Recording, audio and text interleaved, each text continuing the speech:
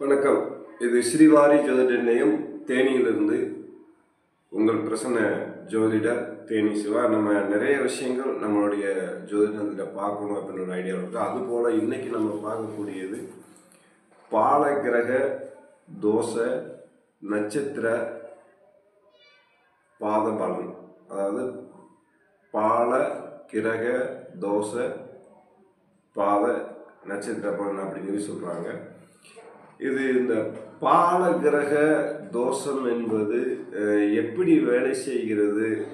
நட்சத்திர ரீதியாக வேலை செய்கிறதா, அல்லது லக்கணாதிபதி ரீதியாக வேலை செய்கிறதா, அல்லது ராசிநாதன் ரீதியாக வேலை செய்கிறது என்பதை பார்த்தோம்னா, ஒரு குழந்தை பிறந்த நாளில் என்ன நட்சத்திரம் வருகிறதோ அந்த நட்சத்திரத்திற்கு தகுந்தால் போல் வேலை செய்கிறது இந்த பால கிரக தோஷ நட்சத்திர பாத பலன் அப்படின்னு சொல்லப்படுகிறது.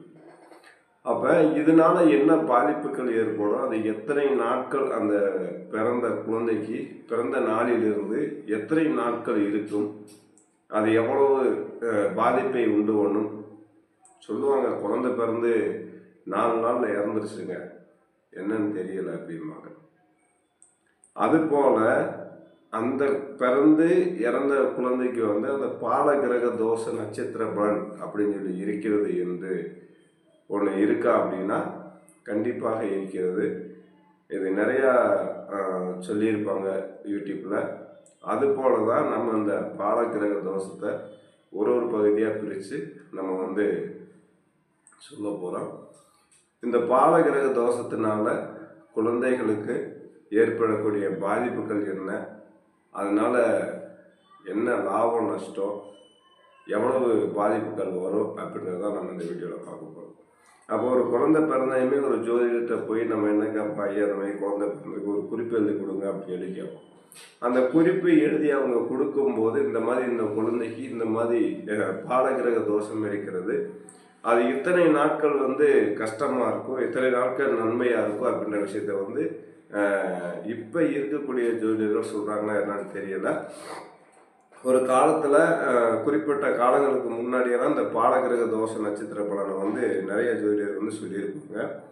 இது எப்படி பார்க்குறது அப்படின்னா, இன்னைக்கு பிறந்த குழந்தைக்கு இன்னைக்கு ராசி நட்சத்திரம் என்ன, இந்த நட்சத்திரத்தோட பாலகிரக தோஷம் எவ்வளவு பாதிப்பை ஏற்படுத்தும் அப்படின்றத தான் நம்ம சொல்லணும்.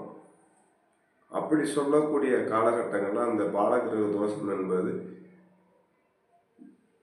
பாதிப்புகள் என்ன, அந்த பாதிப்பிலிருந்து விடுபடக்கூடிய வழிமுறைகள் என்ன அப்படின்றத நம்ம அடுத்தடுத்த வீடியோக்களில் தெளிவாக நான் சொல்ல கடமைப்பட்டுக்கிறேன். இந்த பாலகிரக தோஷம் என்பது குழந்தை பிறந்த நாளிலிருந்து ஒரு குறிப்பிட்ட காலங்கள் வரைக்கும் இருக்கும். அந்த குறிப்பிட்ட காலங்களில் அந்த குழந்தைய எவ்வளவு பாதுகாப்பு பண்ண முடியுமோ அவ்வளோ பாதுகாப்பு பண்ணணும் அப்படின்னு சொல்லி பாலகிரக தோஷத்தில் சொல்லப்படுகிறது.